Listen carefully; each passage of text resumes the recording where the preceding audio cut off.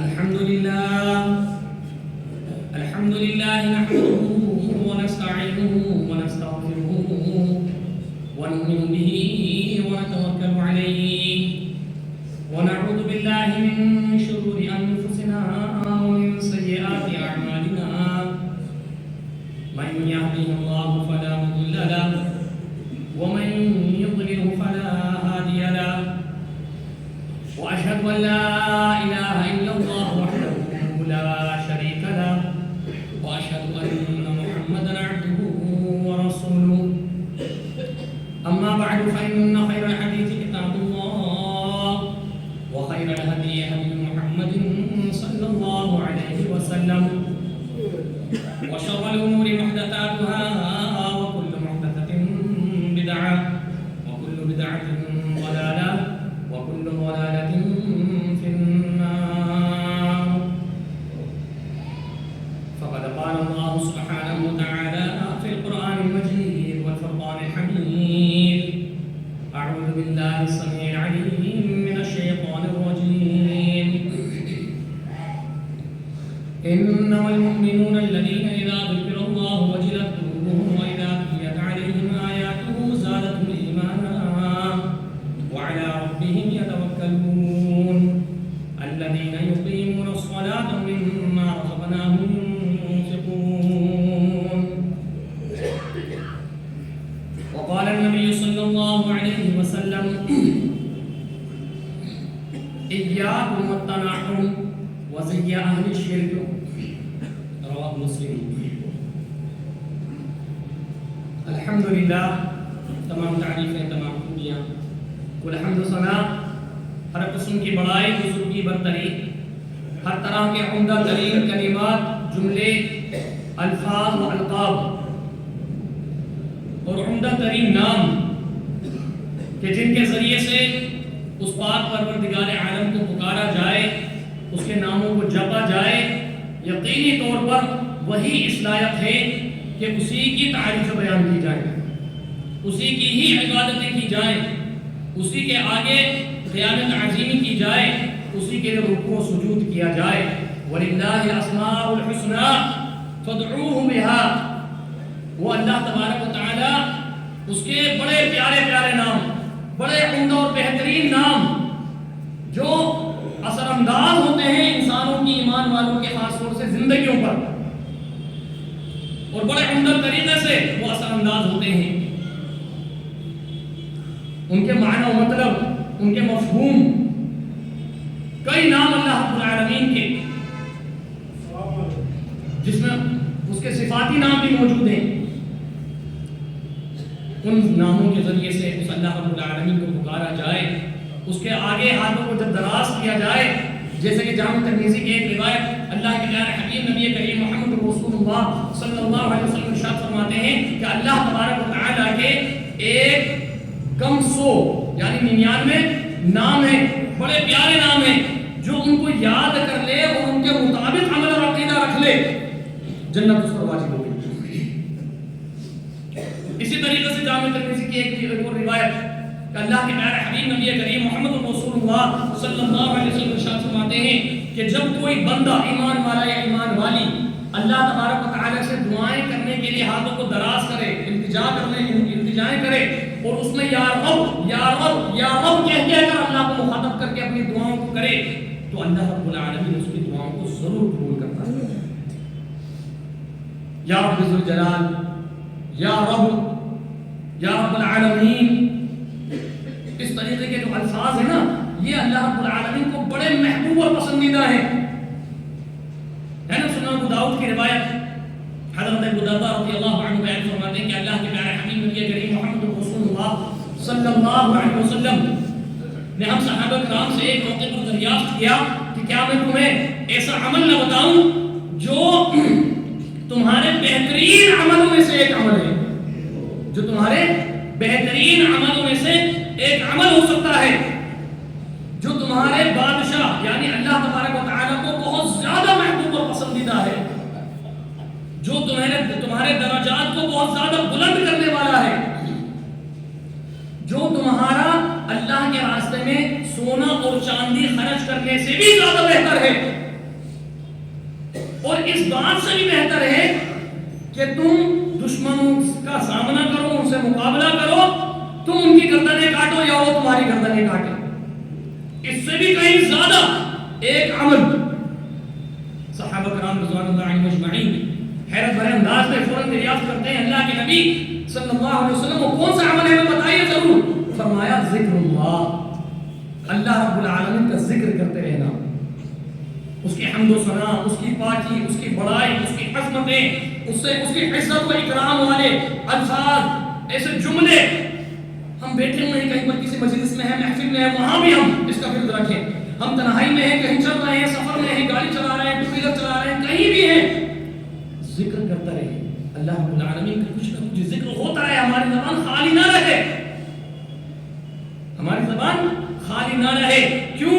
جامع ترمذی کی ایک روایت، اللہ کے پیارے حبیب نبی کریم محمد رسول اللہ صلی اللہ علیہ وسلم ارشاد فرماتے ہیں کہ جنت میں پہنچ جانے کے باوجود بھی جنتی لوگ صرف ایک بات کو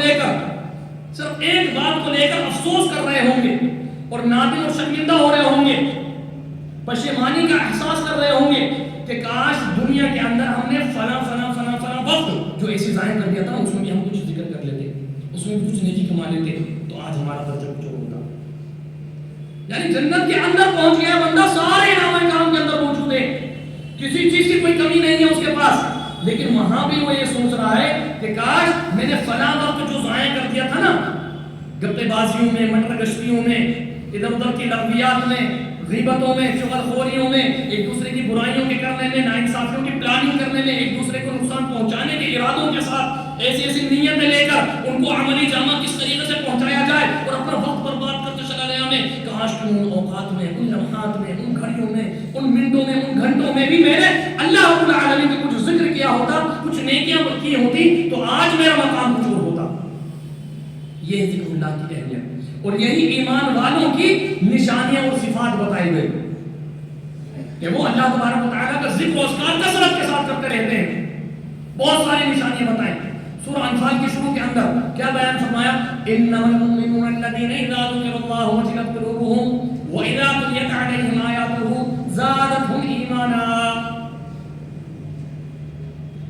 ایمان والے وہ ہیں کہ جب اللہ کا ذکر کرتے ہیں، وجلت قلوبهم، جب اللہ کی باتیں کرتے ہیں یا ان کو سنائی جاتی ہیں، اللہ اور اس کے رسول کی نصیحتیں ان کو بتائی جاتی ہیں، قیامت کے اذکار ہو رہے ہیں، حساب و کتاب اور حشر و نشر کی باتیں ہو رہی ہیں، جنت اور جہنم کا ذکر ہو رہا ہے، پچھلی قوموں کے سبق آموز واقعات بتائے جا رہے ہیں، تو ان کے قلب لرز جاتے ہیں، ان کے دل دہل جاتے ہیں، کبکبیاں طاری ہو جاتی ہیں ان کے اندر۔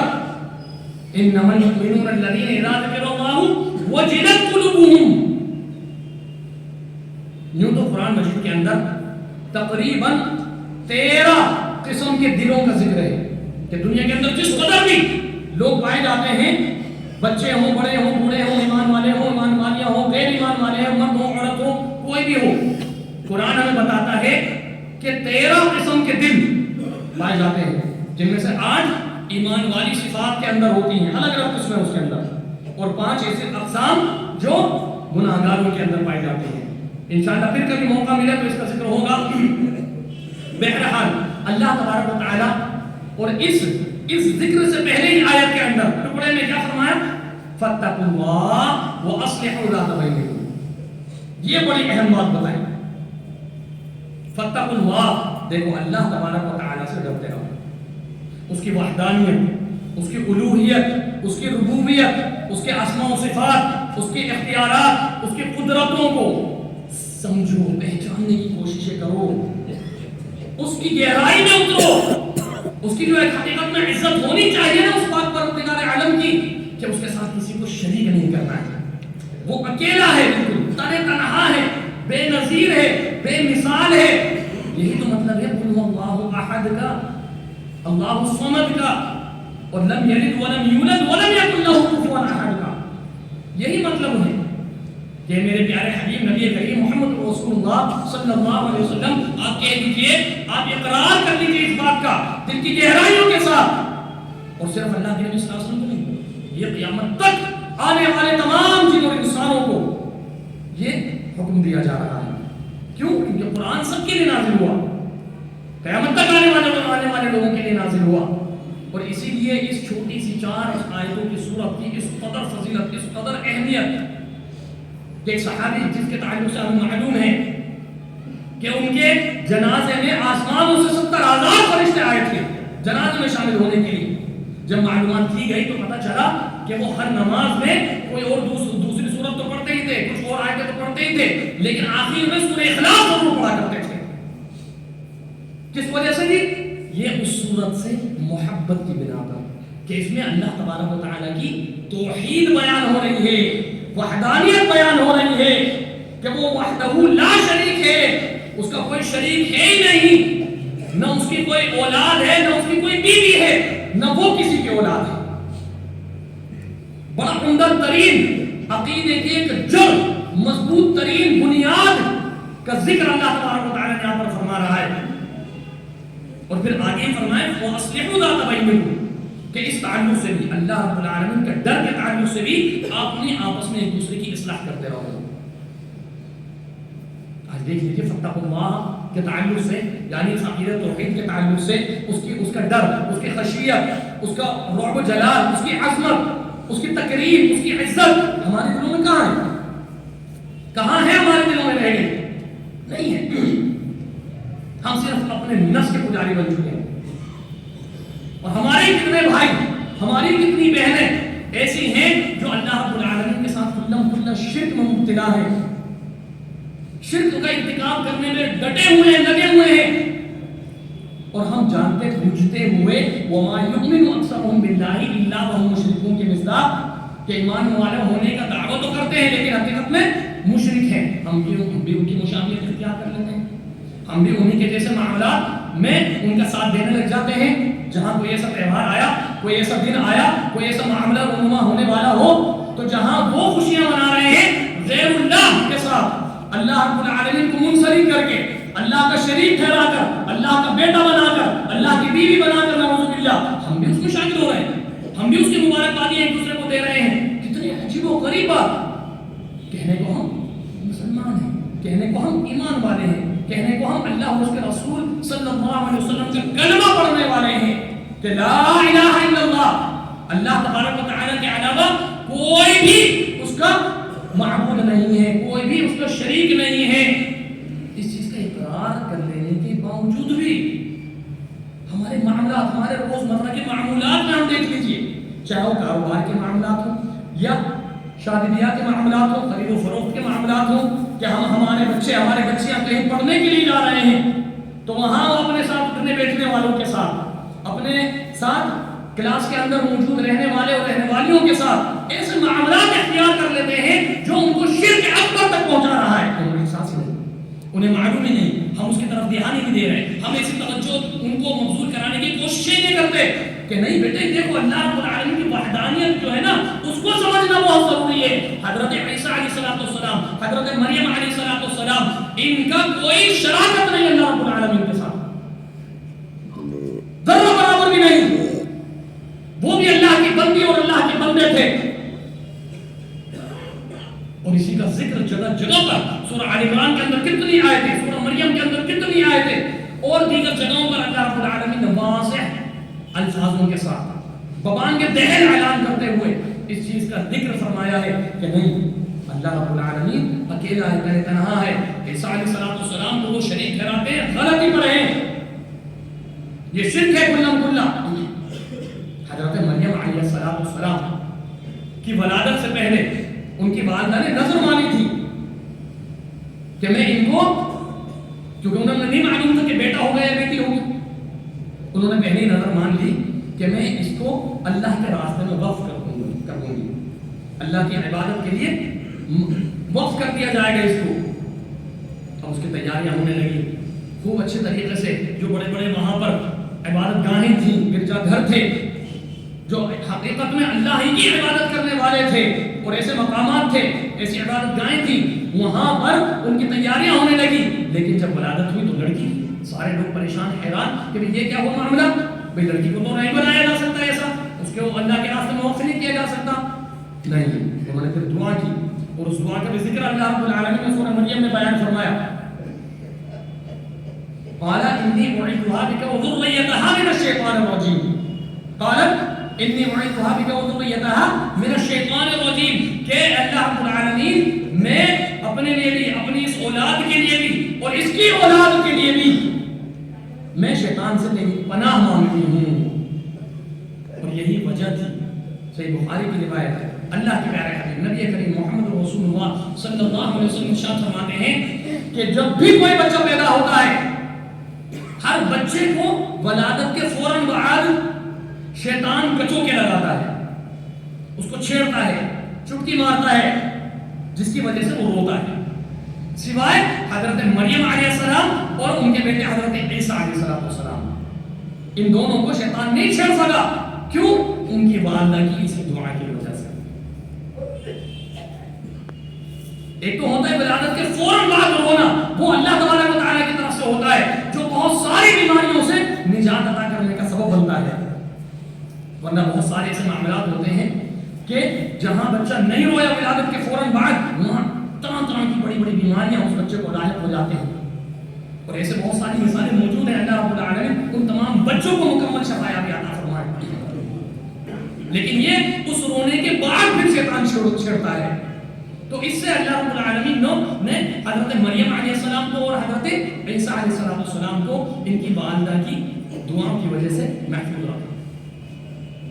یہی وہ مریم علیہ السلام کہ جب ان کو ایک حجرہ مقرر کر کے ان کی والدہ نے والد نے حضرت عمران جن کے والد کا نام تھا، انہوں نے بھی حضرت زکریا وہ بھی ان کے خالو بھی لگتے تھے، اور ایک روایت کے مطابق ان کے بہنوں ہی لگتے تھے، یعنی یا تو بہنوں ہی تھے یا خالو تھے۔ حتمی طور پر کوئی ایسی روایت نہیں ملتی ہے کہ جس میں کہا جائے کہ وہ یقینی طور پر بہنوں ہی تھے یا یقینی طور پر خالو تھے، دونوں کا ذکر ہے، بہرحال رشتہ دار کے بہت قریبی تھے۔ انہوں نے بھی ایک حجرہ مقرر فرمایا اور ان کی کفارت لینے کا ذمہ اٹھانے کی بات چیت ہونے لگی کہ اب ان حضرت مریم علیہ السلام کی کفالت، ان کا گارجین، ان کا ذمہ دار کون بنے گا جی؟ تو قرآن اندازی ہوئی اللہ رب العالمین کا حکم سے، ہر مرتبہ حضرت زکریا علیہ السلام کا ہی نام آ جاتا تھا، یہاں تک عجیب و غریب طریقے سے جو قرآن اندازی ہوئی۔ ایک تو بچے کے ذریعے سے نام لے کر پرچیاں ڈلوائی گئی، اس میں حضرت زکریا کا نام آ گیا۔ پھر دوسری مرتبہ ایک بہتی ہوئی ندی تھی ان کے علاقے میں، تو وہاں پر اپنے قلم کو ڈال دیا سب نے کہ بھئی جو پانی کے بہاؤ کے ساتھ نہ جا کر الٹی دشا میں جائے گی وہ جیت جائے گا، اس کے نام کا برا ہو جائے گا۔ یہاں بھی حضرت زکریا علیہ السلام کا قلم جو ہے وہ الٹی سمت میں جانے لگا اور باقی سب کا پانی کے بہاؤ کے ساتھ جا رہا ہے۔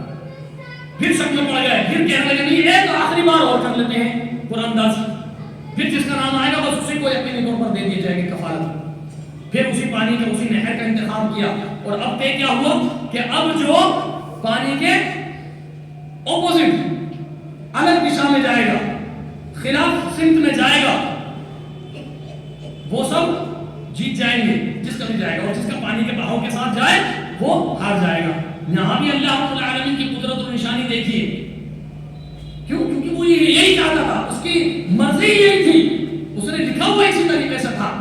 سارے لوگوں کی قلمیں الٹی دشا میں جانے لگی، صرف حضرت زکریا علیہ السلام کی پانی کے بہاؤ کے ساتھ جا رہی ہے۔ آخرکار کفالت ملی حضرت زکریا علیہ السلام کو۔ پھر ان کو دیکھا حجرے کے اندر عبادتیں مشغول ہیں، عبادت کرنے میں لگی ہوئی ہیں حضرت مریم علیہ السلام، تھوڑی سی بڑی ہوئی، کچھ سمجھدار ہوئی، وہاں پر ان کا حجرے میں پہنچا دیا گیا، وہیں پر کیوں؟ کیونکہ نظر مان لی تھی کہ وقف کر دیا اللہ کے راستے میں۔ اب وہاں پر وہ دیکھ رہے ہیں حضرت زکریا آ کر کبھی کبھی دیکھا کرتے تھے کہ بے موسم کے پھل بیٹی بھی کھا رہی ہیں آرام سے، کوئی چیز نہیں، کسی دور دراز تک بھی وہ چیز میسر نہیں ہے، وہ پھل یا وہ میوہ میسر ہی نہیں ہے، اور حضرت مریم علیہ السلام کے سامنے ایک وافر مقدار میں بڑی کثیر تعداد میں رکھا ہوا ہے، اور وہ آرام سے بیٹھ کے کھا رہے ہیں مزے سے۔ ایک مرتبہ حضرت زکریا نے پوچھا ان سے کہ یہ کیا چیزیں کہاں سے آتے ہیں میوہ اور پھل تمہارے پاس؟ کہیں کا اتا پتہ نہیں ہے، نہ کوئی کا موسم ہے۔ تو کیا فرمایا؟ ان اللہ یرزق من یشاء بغیر حساب، بے شک اللہ تبارک و تعالی جس کو چاہے بے حساب رزق عطا فرما دے۔ اور یہی معاملہ حضرت فاطمہ رضی اللہ عنہ کے ساتھ ہوا. مسند ابی یعلا کی حسن درجے کی روایت. اللہ کے پیارے حبیب نبی کریم محمد رسول اللہ صلی اللہ علیہ وسلم کی دختر نیک اختر لخت جگر حضرت فاطمہ رضی اللہ عنہ کے پاس 2 روٹی اور تھوڑا سا گوشت کا سالن آیا. ان کو معلوم تھا کہ میرے والد اور میری جتنی والدائیں تھیں وہ سب کے سب میرے سب گھر والے کئی دن سے کئی روز سے بھوکے ہیں, کچھ نہیں بنا گھر میں. سب کو بلا لیا, سب آگے حاضر ہو گئے, پہنچ گئے. اسی 2 روٹی اور تھوڑے سے گوشت کے سالن میں سب نے سیر ہو کے پیٹ بھر کے کھانا کھایا. اللہ کے نبی صلی اللہ علیہ وسلم نے, ان کے بیٹے اور داماد نے, ان کی ساری ازواج مطہرات نے اور باقی اہل بیت نے, سب نے سیر ہو کے کھانا کھایا. اور وہ 2 روٹی اور شوربہ گوشت کا تھوڑا سا, وہ اتنا کہ اتنا ہی تھا. اللہ کے پیارے حبیب نبی کریم محمد رسول اللہ صلی اللہ علیہ وسلم نے حضرت فاطمہ کو مخاطب کر کے فرمایا, اے فاطمہ یہ کھانا کہاں سے آیا تھا؟ اس قدر برکت اللہ رب العالمین نے اس میں رکھی, آخر کہاں سے آیا تھا یہ کھانا؟ حضرت فاطمہ نے سورہ مریم کی یہی آیت پڑھ کے جواب دیا کہ ان اللہ یرزق من یشاء بغیر حساب. وہ اللہ تبارک و تعالی جس کو چاہے بے حساب رزق روزی عطا فرما دے. یہ اس کی شان ہے. یہ مریم علیہ السلام, ان کی فضیلت جن پر بہتان تراشیاں ہوئی طرح طرح کی, جبکہ اللہ کے حکم سے حضرت جبرائیل علیہ السلام نے ان کے گریبان میں آ کر پھونکا تھا اور وہ امید سے ہو گئی اللہ کے حکم سے. اور حضرت عیسیٰ کی ولادت کے بعد وہ اپنی پاکدامنی کی دلیلیں دیتے رہے لیکن کوئی سننے کے لیے تیار نہیں تھا. یہی مریم علیہ السلام, ان کا یہ مقام اور مرتبہ جامع ترمذی اور صحیح بخاری کے اندر بھی روایت موجود ہے. اللہ کے پیارے حبیب نبی کریم محمد رسول اللہ صلی اللہ علیہ وسلم ارشاد فرماتے ہیں کہ خواتین میں 4 خواتین ایسی ہیں جو پوری دنیا والیوں میں سب سے زیادہ عمدہ اور بہتر ہیں, سب سے زیادہ عمدہ اور بہتر ہیں, جن میں ایک فرمایا حضرت مریم علیہ السلام, ایک اللہ کے نبی صلی اللہ علیہ وسلم کی سب سے پہلی زوجہ کون تھی؟ حضرت خدیجہ بنت خویلد, اور تیسری فرمایا فرعون کی زوجہ آسیہ. ان کے بھی بڑے امتحانات ہوئے اور ان کا مقام بھی اللہ رب العالمین نے شب معراج کے اندر دیکھا, بڑے عمدہ ترین محل, وہ واقعہ انشاءاللہ پھر کبھی. اور چوتھی فرمایا کہ حضرت موسیٰ علیہ السلام کی بہن جن کا نام کلثوم تھا. یہ 4 نہیں, یہاں مغالطہ ہو رہا ہے, یہاں 3 حضرت فاطمہ, چوتھی حضرت فاطمہ رضی اللہ عنہا. یہ 4 سب سے بہترین. کلثوم حضرت موسیٰ علیہ السلام کی بہن جو تھی وہ خاتونوں میں سے ہیں کہ جن کا نکاح اللہ رب العالمین نے جنت میں پہلے اللہ کے نبی صلی اللہ علیہ وسلم کے ساتھ کر دیا تھا. سنن ابو داؤد اور طبرانی کی روایت ہے, حضرت خدیجہ رضی اللہ عنہا سخت بیمار ہو چکی ہیں, ایسی بیماری میں لاحق ہے جس میں ان کا انتقال ہو گیا, یعنی مرض الموت میں ہے. اللہ کے نبی صلی اللہ علیہ وسلم برابر میں تشریف فرما ہے, بیٹھے ہوئے ہیں, ان کو تسلیاں دے رہے ہیں, بیمار پرسی کر رہے ہیں, ان کی دلجوئیاں کر رہے ہیں, ان کو کچھ وصیتیں نصیحتیں کرتے چلے جا رہے ہیں. اسی دوران آپ نے فرمایا کہ اے خدیجہ, جب اللہ کے یہاں پہنچو, جنت میں پہنچو, تو اپنی 100 کنوں کو سلام کہہ دینا میرا, اپنی 100 کنوں کو میرا سلام کہہ دینا. حضرت خدیجہ پریشان, حیران, اے اللہ کے نبی صلی اللہ علیہ وسلم, یا نبی اللہ, کیا آپ نے مجھ سے پہلے اور شادیاں کی تھی؟ مجھے تو اس کا علم ہی نہیں ہے, کب ہوا؟ اللہ کے نبی صلی اللہ علیہ وسلم فرماتے ہیں کہ نہیں, ایسا نہیں ہے, بلکہ اللہ رب العالمین نے جنت میں بہت پہلے سے ہی میرا نکاح تمہارے ساتھ ان تینوں سے بھی کر دیا تھا. فرمایا کون؟ فرمایا ایک تم ہو, ایک مریم علیہ السلام ہے, ایک آسیہ زوجہ فرعون ہے, اور ایک موسیٰ علیہ السلام کی بہن کلثوم ہے. ان 4 سے, یعنی یہ فضیلت بتا رہا ہوں میں حضرت مریم علیہ السلام کی, اس کا اندازہ لگائے گا. اور جب حضرت عیسیٰ علیہ السلام کی ولادت ہوئی تو لوگوں نے طرح طرح کی باتیں بنانی شروع کر دی. اب وہ اپنی صفائیاں دے رہی ہیں کہ مجھے تو کبھی کسی شخص نے چھیڑا ہی نہیں, کسی مرد نے ہاتھ ہی نہیں لگایا. ان پہ بد کرداری کا بہتان لگایا گیا, ان پہ الزامات لگائے گئے طرح طرح کے. اس وقت اللہ رب العالمین نے حضرت عیسیٰ علیہ السلام کو قوت گویائی عطا فرمائی. کچھ بچے ایسے تھے جو گود میں ہی بولے, ان میں سے ایک حضرت عیسیٰ علیہ السلام تھے, یعنی گود میں ہی ہیں, لیکن اللہ رب العالمین کے حکم سے ان کو قوت گویائی نصیب ہوئی اور وہ اپنی والدہ کی پاک دامنی کی گواہی دینے لگ گئے. قال انی عبد اللہ آتانی الکتاب وجعلنی نبیا. کیا کہا؟ میں تو اللہ کا بندہ ہوں, میں اللہ کا بیٹا نہیں ہوں, کسی بھی قسم کی کوئی شراکت نہیں ہے میرے اللہ رب العالمین کی وحدانیت میں, اس کی قدرتوں, اس کے اختیارات میں, اس کی ربوبیت میں, اس کے اسماء و صفات کے اندر کسی بھی اعتبار سے کوئی شرکت نہیں ہے. میں تو بس اس کا صرف ایک ادنا سا بندہ ہوں. عبداللہ, عبد کہتے ہیں عربی زبان کے اندر ایک غلام, غلام جس کے معاشرے کے اندر کوئی خاص اہمیت نہیں ہوتی, بس اس کو صرف کام کاج کے لیے, اپنے دیگر مصروفیات میں مصروف رہنے کے لیے ہی رکھا جاتا ہے اجرت پر. ایسے شخص کے لیے عربی زبان کے اندر لفظ آتا ہے عبد. وہی اللہ رب العالمین نے تمام لوگوں کو وہ عبدیت والا لقب عطا کیا ہے کہ سب جو ہیں وہ اللہ کے بندے ہیں, عباد اللہ ہیں سب جتنے بھی ہیں. کسی کے اندر کوئی تکبر نہ آ جائے, کوئی انا پیدا نہ ہو جائے, کسی قسم کی کوئی غرور کے اندر یا فخر میں مبتلا نہ ہو جائے. نہیں, ہم تو غلام ہیں جی, ہم تو نوکر ہیں, ہم تو بڑے کمتر ہیں اس پاک پروردگار عالم کے آگے. ہم بڑے ہیچ ہیں, بڑے ضعیف ناتواں ہیں, ہماری کوئی حیثیت, کوئی وقار نہیں ہے, کوئی مرتبہ نہیں ہے. ان اکرمکم عند اللہ اتقاکم, سوائے اس کے کہ جس نے جو تقوی میں زیادہ ہو. وہ تقوی کیا؟ وہی فاتقوا اللہ واصلحوا ذات بینکم. اسی تقوی کے اختیار کرنے کا اللہ رب العالمین یہاں حکم دے رہا ہے, جو حقیقت میں پیدا ہوتا ہے اللہ کی وحدانیت کو سمجھنے کے ساتھ. وہی اللہ رب العالمین نے اس کے پیارے حبیب نبی کریم محمد رسول اللہ صلی اللہ علیہ وسلم نے اس کی وضاحتیں فرمائی کثرت کے ساتھ, جگہ جگہ پر اس کے بیانات ہوئے. آپ نے ایسی وصیتیں, ایسی نصیحتیں فرمائی. اسی لیے فرمایا نا کہ زیادہ ہنسنے سے بچو. کیا فرمایا؟ سنن ابن ماجہ کی روایت ہے, 7 نصیحتیں فرمائی حضرت ابو درداء رضی اللہ عنہ کو. ان میں سے ایک یہ تھی بڑی اہم کہ زیادہ ہنسنے سے بچو. کیوں؟ کیونکہ زیادہ ہنسنا دل کو مردہ کر دیتا ہے اور چہرے کے نور کو ختم کر دیتا ہے. اللہ اکبر. دل مردہ ہو جاتا ہے اور چہرہ بے رونق, بے نور ہو جاتا ہے زیادہ ہنسنے سے. تو کرنا کیا ہے؟ زیادہ ڈرنا ہے اللہ رب العالمین سے, اس کے ڈر سے روتے رہنا ہے, اس کی خشیت پیدا کر کے رکھنا ہے. وہی خشیت کا ذکر یہاں پر اللہ رب العالمین حکم دیتے ہوئے فرما رہا ہے.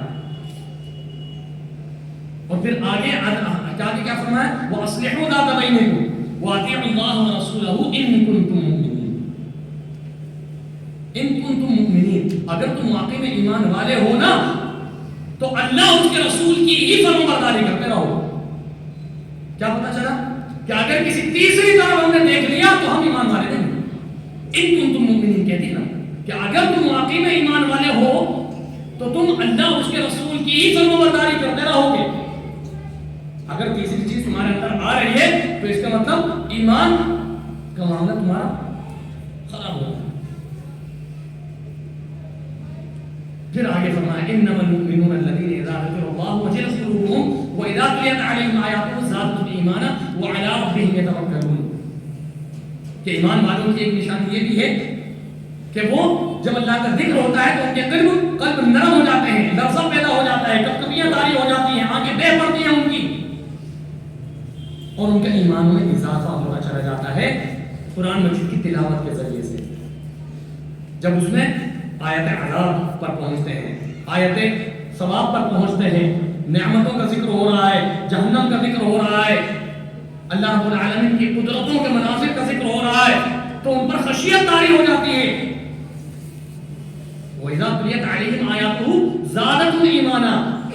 تو یہاں پتہ کیا چل رہا ہے کہ عقیدے کی ایک بہت باریک سی خرابی جو لوگوں کے اندر پائی جاتی ہے اس کا انکار کیا جا رہا ہے, اس کی اصلاح اللہ رب العالمین فرما رہے ہیں ان الفاظوں میں اندر. اگر یہ آپ سوچ لیا جائے, یہ عقیدہ رکھ لیا جائے, اور بہت سارے ہمارے بھائی ہماری بہنیں یہ عقیدہ رکھتی ہیں کہ ایمان گھٹتا اور بڑھتا نہیں ہے, اپنی ایک حالت پر رہتا ہے.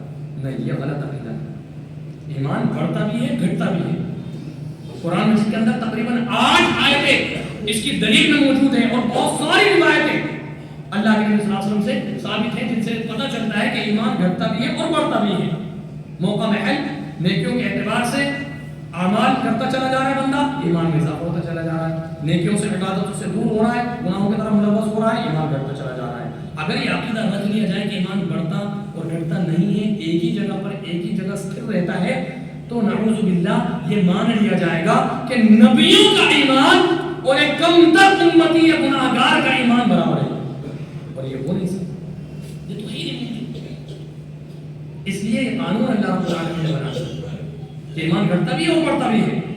وزارت الایمان وعلی ربہم یتوکلون، اور وہ ایمان والے صرف اللہ تبارک و تعالیٰ پر ہی ایمان پر ہی توکل اور تکیہ رکھتے ہیں، بھروسہ اور مکمل اعتماد رکھتے ہیں. ایسا نہ ہو کہ اللہ رب العالمین کو تو ہم پکار رہے ہیں، اس کی وحدانیت کو بھی ماننے والے ہیں، لیکن جہاں معاملہ کاروبار کا آیا، جہاں معاملہ پریشانیوں کا آیا، جہاں معاملہ دکھ تکلیف بیماریوں کا آیا، تو ہم نے یہ سوچ بیٹھے ہم یہ کہنے لگ گئے کہ میاں فلاں حکیم سے دوائی لے لو ٹھیک ہو جاؤ گے، میاں فلاں ڈاکٹر کو دکھا دو صحیح ہو جاؤ گے، میاں فلانی جگہ سے اس فلاں پارٹی کو پکڑ لو تمہارا بزنس 4 چاند لگ جائیں گے تمہارے بزنس کاروبار کے اندر. نہیں، یہ شرکیہ الفاظ ہیں. یہی وہ الفاظ شرکیہ اور کفریہ ہیں جن کے تعلق سے اللہ کے نبی صلی اللہ علیہ وسلم ارشاد فرماتے ہیں، جامع ترمذی کی روایت ہے کہ ایک بندہ ایمان والا ہونے کے باوجود کوئی شخص ایسے کلمات اپنی زبان سے گزار کہہ دیتا ہے، نکال لیتا ہے، جن کلموں اور الفاظوں کی وجہ سے وہ کل قیامت کے دن جہنم میں 70 سال تک گرتا چلا جائے گا.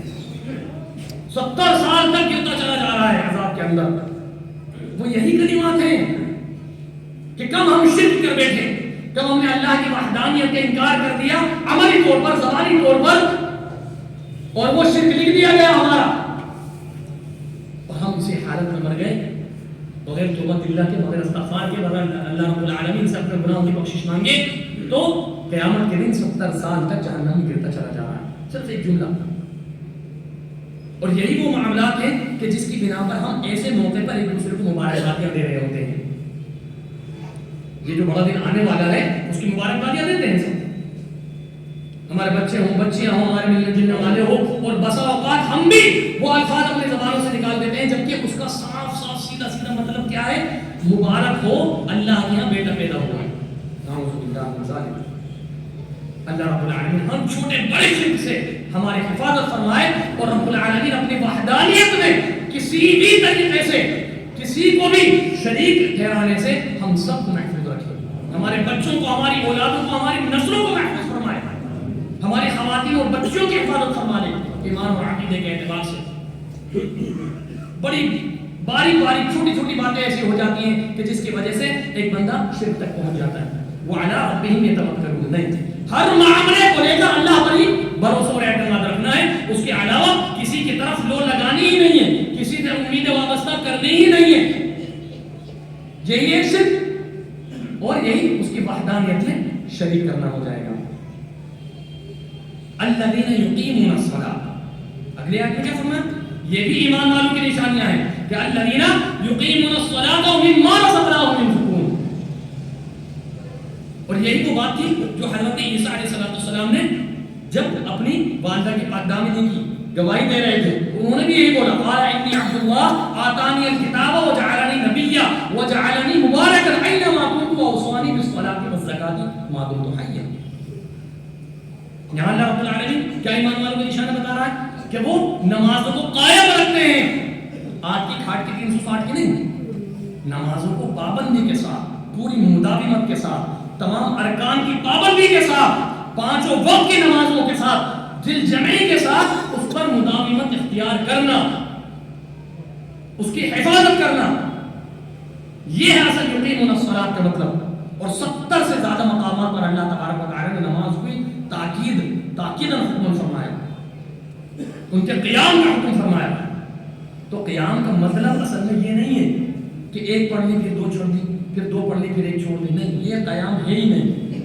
قیام اصل میں یہ ہے کہ لگاتار پابندی کے ساتھ متواتر تمام ارکان کو ملحوظ خاطر رکھتے ہوئے پورے دل جمی کے ساتھ صرف اللہ تبارک و تعالیٰ کی خاطر، صرف اس کے نبی محترم صلی اللہ علیہ وسلم کے طریقے کے مطابق اور موافق ہی ان 5 نمازوں کو ادا کرتے رہنا، یہ ہے یقین الصلاۃ۔ وہی حضرت عیسیٰ علیہ السلام نے کہا آتانی الکتاب وجعلنی نبیا، مجھے کتاب دی گئی ہے اور مجھے نبی بنایا گیا ہے، وجعلنی مبارکا اینما کنت، مجھے مبارک بھی بنایا گیا ہے جہاں کہیں بھی میں رہوں۔ ان کے پاس بہت سارے معجزات تھے، کئی معجزات کا ذکر قرآن مجید کے اندر موجود ہے، کچھ کا احادیث رسول صلی اللہ علیہ وسلم کے اندر موجود ہے۔ یہ بھی ان کا ایک معجزہ تھا کہ بچپن میں گود میں ہی وہ بول پڑے اللہ کے حکم سے۔ اسی طریقے سے جو ان سے پچھلی کتابیں جتنی نازل ہو چکی تھی، چاہے صحیفے ہوں یا کتابیں ہوں، بغیر پڑھے ان کا علم اللہ رب العالمین نے ان کو دے دیا تھا۔ یہ بھی ان کا ایک معجزہ تھا۔ مردے پر ہاتھ پھیرا کرتے تھے اور کہتے تھے اللہ کے حکم سے کھڑا ہو جا، وہ زندہ ہو جاتا تھا۔ بالکل پیدائشی کوئی بیمار ہے، مریض ہے، کوڑ کا مریض ہے، نابینا اندھا ہے، بالکل بڑی سے بڑی بیماری ہے، اللہ کے حکم سے اس کو ہاتھ پھیرتے اور کہتے کہ اللہ کے حکم سے ٹھیک ہو جا، وہ ٹھیک ہو جاتا۔ اور جہاں کہیں بھی اللہ رب العالمین نے حضرت عیسیٰ علیہ السلام کے ان معجزات کا ذکر کیا ہے، وہاں ساتھ ساتھ بِإِذْنِ اللہ بھی کہا ہے کہ اللہ کے حکم سے ان کے ایسا کرنے سے ایسا ہو جاتا تھا۔ اگر نعوذ باللہ وہ اللہ کے بیٹے ہوتے یا خدا ہوتے یا رب کے شراکت میں ان کا کوئی حصہ ہوتا تو انہیں کہنے کی ضرورت ہی کیا تھی؟ یا اللہ رب العالمین یہ ذکر کرتا کیوں کہ اللہ کے حکم سے ایسا ہوتا؟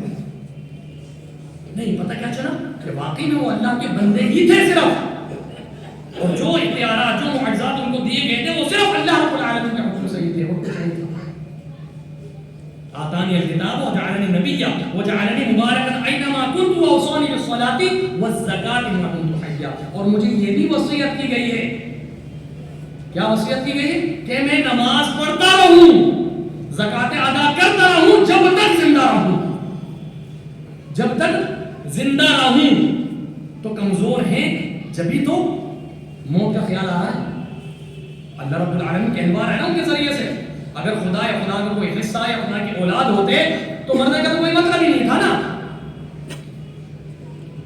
تو یہاں بھی انہوں نے نماز کا ذکر کیا، وہی نماز کہ جس کے تعلق سے ایک حدیث میں آپ کو بتاؤں، مسند احمد کی حسن درجے کی بلکہ صحیح ترین روایت ہے، حضرت ابو درداء رضی اللہ عنہ اور حضرت عبداللہ بن سلام رضی اللہ عنہ، دونوں صحابی رسول ہیں، بڑی گہری دوستی ہے ان کے اندر اللہ رب العالمین کی طرف، کوئی دوسری دنیا کا لالچ، کاروبار کا لالچ نہیں ہے۔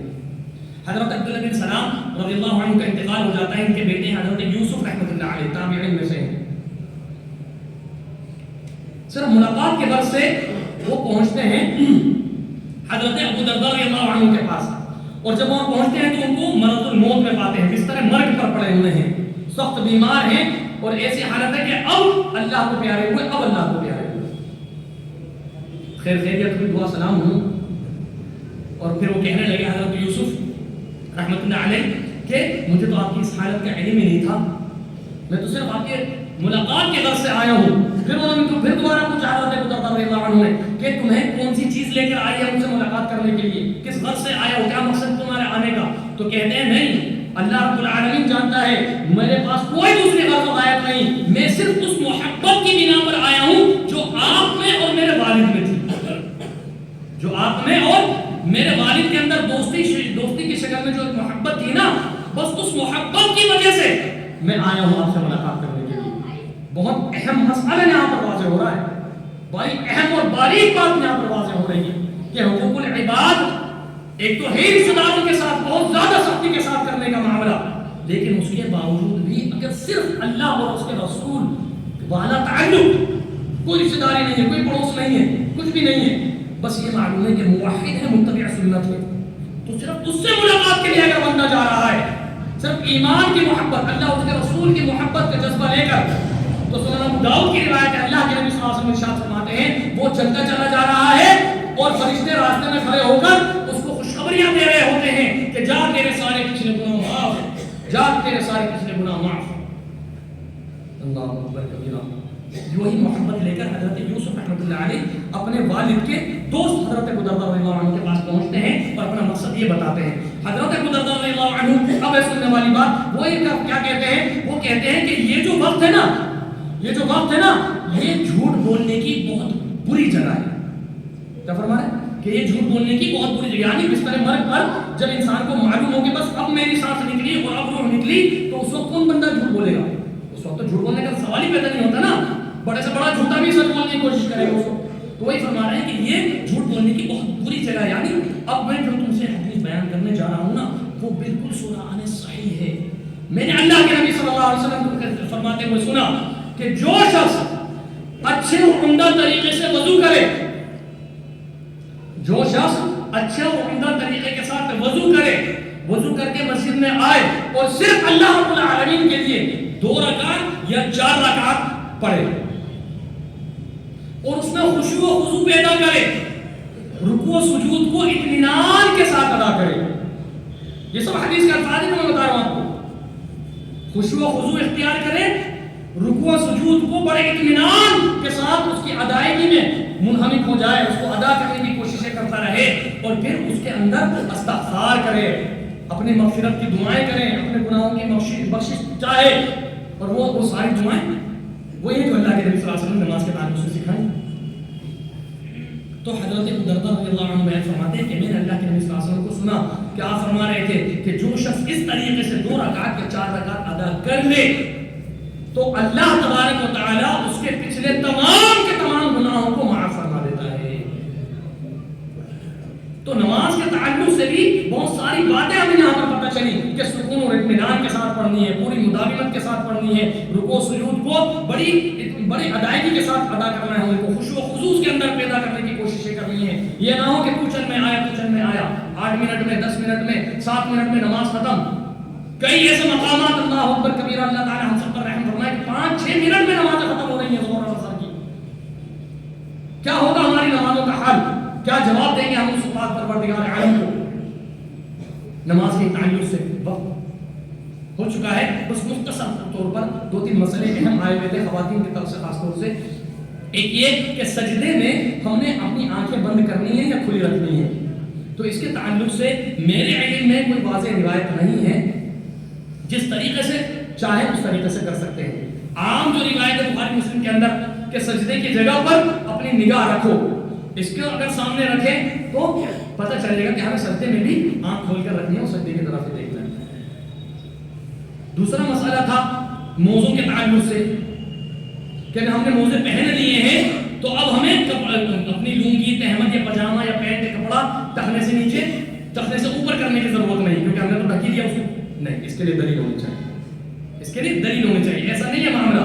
کیوں؟ کیونکہ ٹخنے سے اوپر کپڑا رکھنا مردوں کے لیے یہ بالکل کلی طور پر یہ حکم ہے بالکل، بلکہ پوری امت کے نزدیک مردوں کے لیے ٹخنے سے کپڑا رکھنا حرام ہے، حرام. اور سنن ابو داؤد کی، ابن ماجہ کی، جامع ترمذی کی بہت ساری صحیح روایتیں ایسی ہیں جن سے یہ پتہ چلتا ہے کہ ٹخنے سے نیچے اگر مرد کا کپڑا ہوا تو اس کی نماز نہیں ہوگی. سنن ابو داؤد کی ایک روایت کے مطابق اس کا وضو بھی نہیں ہوگا، اس کا وضو بھی نہیں ہوگا. اسے تو چاہیے وضو کرے جا کر پہلے، پھر آ کر نماز کے لیے کھڑا ہو اگر ٹخنے سے نیچے اس کا کپڑا ہے تو. اسی کے تعلق سے 2 مسئلے اور تھے. چلیے انشاءاللہ یاد آئیں گے تو پھر بتا دیے جائیں گے. اللہ رب العالمین ہم سب کو صحیح معنوں میں کہنے سننے کے ساتھ عمل کی توفیق عطا فرما دے، اور ہم سب کو ایک دوسرے کی اصلاح کرتے رہنے کی، نمازوں کی پابندی کرتے رہنے کی. اللہ رب العالمین احکم الحاکمین کی وحدانیت میں کسی کو بھی شریک نہ ٹھہرانے کی سچی توفیق عطا فرماتا رہے. یا آمین یا رب العالمین. اقول قولی ھذا استغفر اللہ لی ولکم ولسائر المؤمنین من کل ذنب واستغفروہ انہ هو الغفور الرحیم.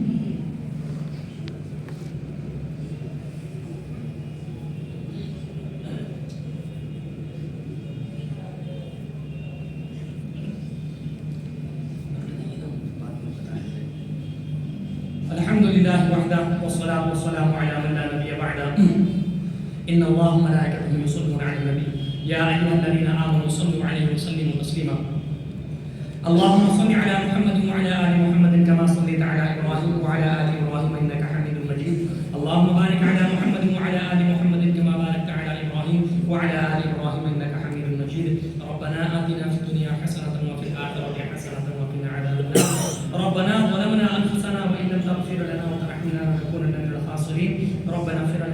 ولوالدينا وللمؤمنين يوم يقوم الحساب. رب ارحمهما كما ربياني صغيرا، رب ارحمهما كما ربياني صغيرا، رب ارحمهما كما ربياني صغيرا. يا حليم يا كريم اشفني اشف مرضانا ومرضى المسلمين، يا حليم يا كريم اشفني اشف مرضانا ومرضى المسلمين، يا حليم يا كريم اشفني اشف مرضانا ومرضى المسلمين. ان الله يامر بالعدل والاحسان وايتاء ذي القربى وينهى عن الفحشاء والمنكر والبغي يعظكم لعلكم تذكرون.